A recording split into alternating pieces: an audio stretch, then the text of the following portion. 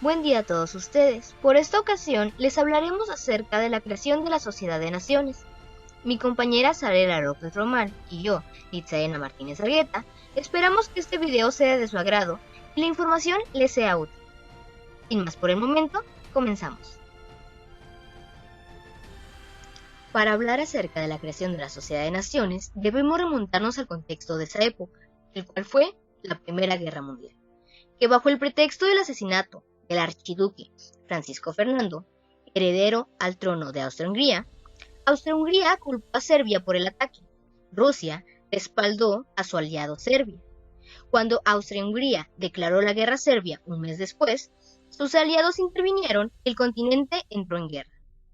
El conflicto pronto se expandió al resto del mundo y afectó a las colonias y a los países aliados de África, Asia, Oriente Medio y Australia. Los actores más poderosos, Gran Bretaña, Rusia y Alemania, gobernaban imperios coloniales mundiales que querían expandir y proteger. En 1917, los Estados Unidos entraron en guerra tras un largo periodo de no intervención. De acuerdo al artículo de National Geographic titulado ¿Por qué la Sociedad de Naciones estuvo condenada desde antes de su nacimiento?, publicado el 10 de enero del 2020 por Eric Blackmore, en enero de 1918, el presidente Woodrow Wilson expuso un programa de paz idealista de 14 puntos diseñado para levantar la moral de los ejércitos aliados y hacer que la guerra pareciera insostenible para las potencias centrales. El 14º punto de Wilson demandaba la creación de una Asociación General de Naciones para garantizar la independencia política y la integridad territorial. Para fomentar el apoyo a la institución, Wilson llevó su declaración a la Conferencia de Paz de París. Durante las conflictivas negociaciones, otras naciones aliadas priorizaron las reparaciones de Alemania, a la que culpaban de haber empezado la guerra. Aunque rechazaron muchos de los 14 puntos de Wilson, acordaron fundar la institución internacional, el Estatuto de la Sociedad de Naciones, que se convirtió en el artículo primero del Tratado de Versalles.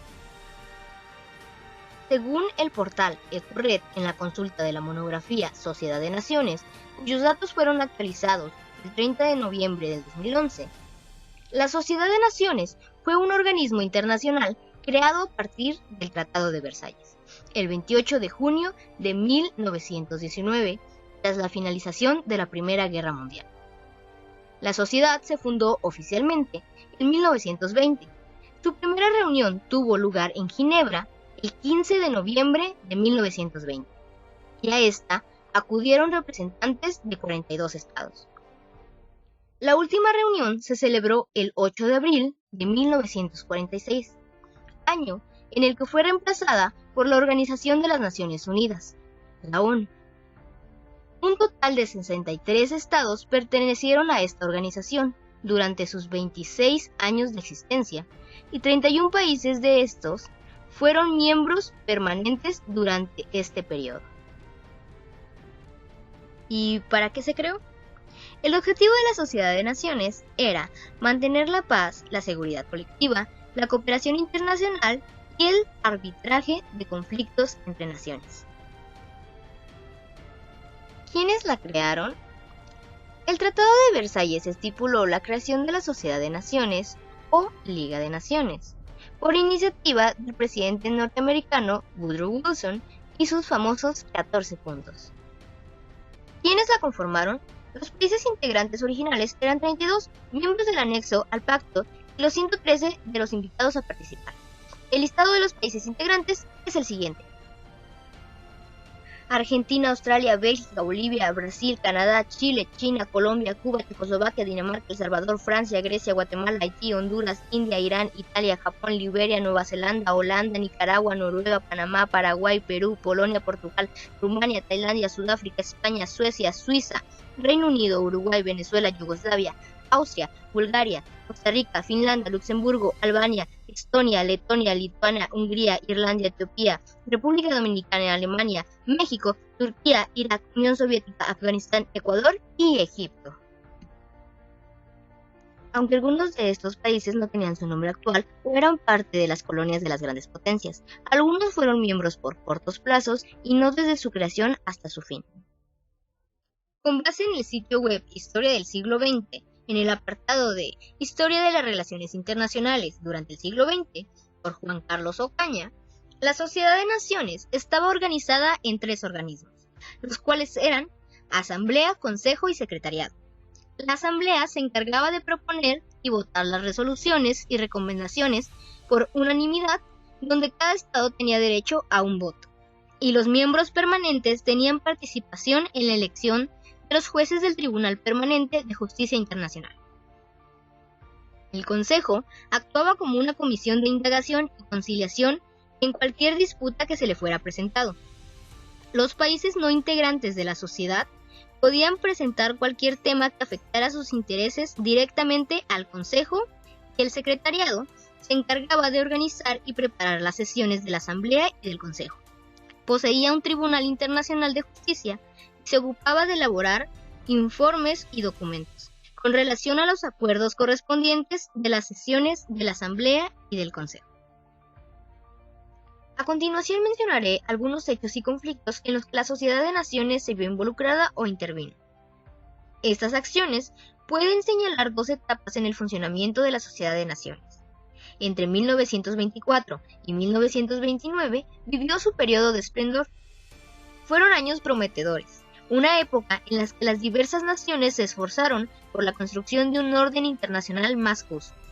Alemania se incorporó en 1926 como fruto del buen desarrollo de este organismo, cuyas indicaciones eran respaldadas por todos sus miembros.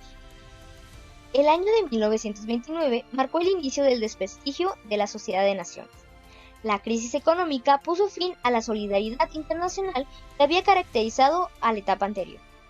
A lo largo de este periodo de crisis, fueron surgiendo los primeros roces importantes entre los miembros de este organismo.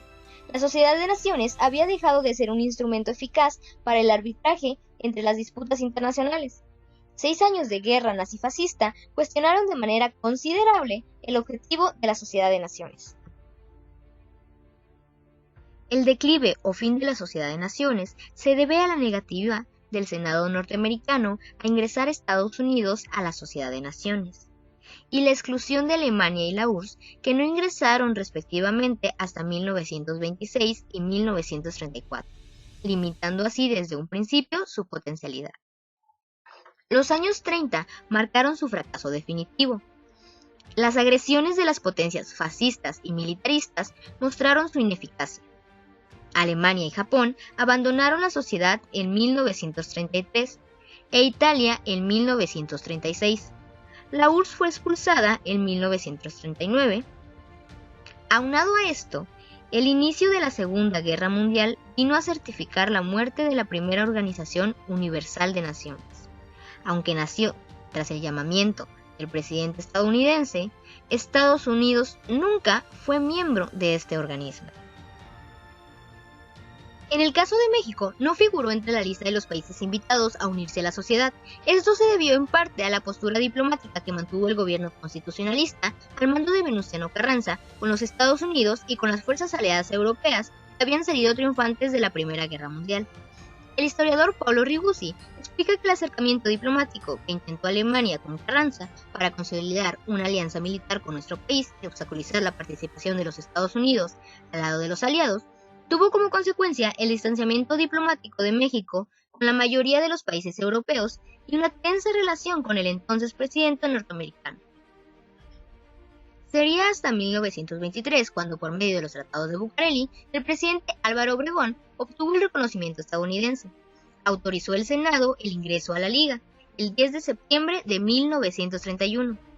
Finalmente, el 9 de septiembre, la Asamblea de la Sociedad de Naciones avaló y celebró el ingreso de la República Mexicana. Por su parte, el expresidente norteamericano Wilson asumió cierta culpabilidad porque México no había sido invitado desde un principio. Por último, la Sociedad de Naciones tuvo un gran impacto dentro de la CRI, debido a que la visión idealista de Wilson de un mundo de paz sin victoria quedó hecha trizas, pero la Sociedad de Naciones tiene un legado permanente. Tras la Segunda Guerra Mundial, los miembros restantes de la Sociedad de Naciones votaron unánimemente para disolverse y unirse a las Naciones Unidas. La visión de Wilson de una organización internacional dedicada a la paz y a la seguridad se hizo realidad al fin.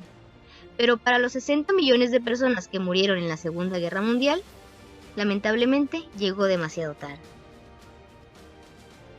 Les agradecemos su atención y esperamos que ahora sepan más acerca de la Sociedad de Naciones. Hasta luego.